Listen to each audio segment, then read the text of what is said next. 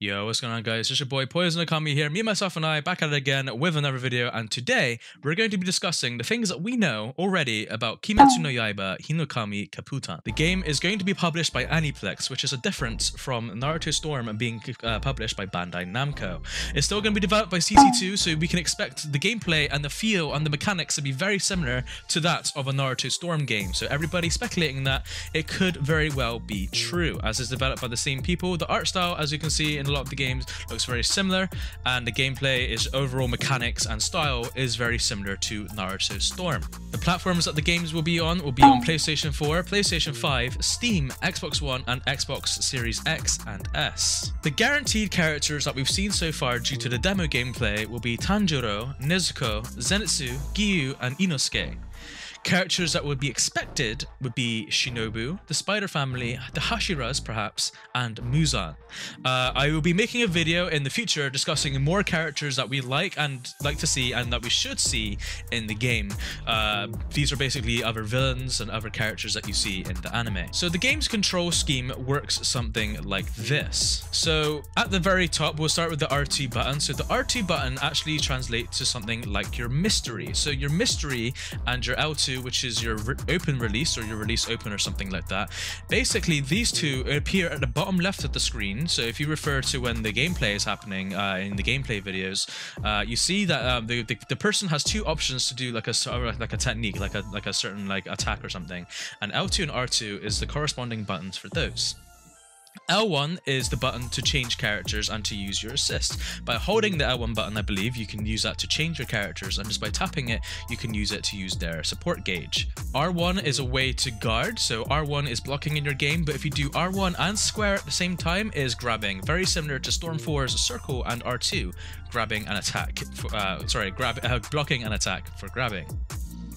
The square button is used for attacking and combos, so you hit the square button repeatedly for your combos. Like Storm, it has an up combo and a down combo, as well as the neutral combo. The triangle button is used for the energy gauge that is underneath your life bar, so the triangle button can be used with any direction to use different types of special attacks, any type of breathing techniques that your character may have. The circle button is actually used for tracking dash, as it translates to, or as like a dashing and evasive. So you can use it to, with the analog stick, to step in one direction, or you can use it, hit the button to apparently dash towards your opponent. We don't see much of this in the demo gameplay, but hopefully we can see more of this when the game comes out. And obviously, as in most games, the X button is used for jumping. So it has been confirmed by CC2 that the game is going to be a 1v1 fighting game. However, the player controls two characters. When they first initiated that as a 2v2 thing, they meant that it's you and one other person controlling two characters. There's no four-person battles, as in four real-life people playing characters. So there's actually a quote that's been translated by them. It says, "In versus mode, which can be played in either offline or online, players can enjoy exhilarating 2-on-2 battles with simple controls using any combination of characters that appear in the anime, including Tanjiro Kamado, Nezuko Kamado, and more." The next thing that we know is that the story will definitely follow up on where the anime left off. Now, in terms of the manga, I doubt it will follow up on where the manga is going, because these games usually like to try and follow on the anime's footsteps. But not only that, but the anime ended on the Mugen Train era, which is where the movie for Mugen Train happened. Now, I haven't seen the movie for Mugen Train, and those of you who've seen it, please do not spoil in the comment section down below. But we can maybe expect a DLC expansion for the game, or maybe an even added bit of the Mugen Train movie part to be playable in the game. But in terms of story mode, what you can expect for story is everything that you see from episode 1 all the way up to the ending episode. I think it was episode 26, I believe, in the anime. So be sure to just prepare for that. So you're going to see Tanjiro when he's in, when Nezuko gets transformed, when he meets the Hashiras, all the way up to the Mugen Train part when they get on the train. And the last thing that I'd like to talk about is just stages. So the stages that you see, so as a confirmed stage, you get to see the woodland area where Tanjiro was training on that massive boulder thing. and then he sees the ghost children or whatever. So that is definitely a confirmed stage.